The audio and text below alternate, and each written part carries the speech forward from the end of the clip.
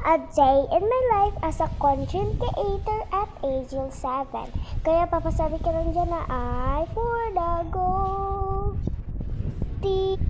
Ngayon natin nasusuklay nga ako dyan. Kasi pumunta ako sa malaking bahay. Sa tindahan pala. Tapos yan, magsuklay ako. Labas muna ako. Pumunta sa tindahan.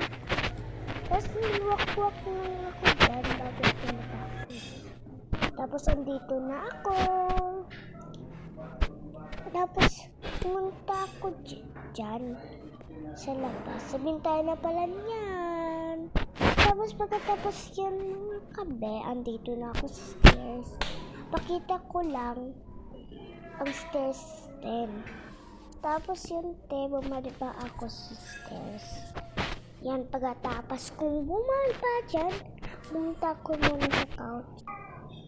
Yan, andyan na ako sa couch.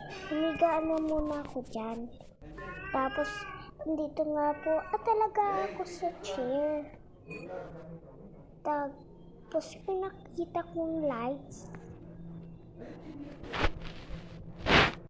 Yun lang, bye!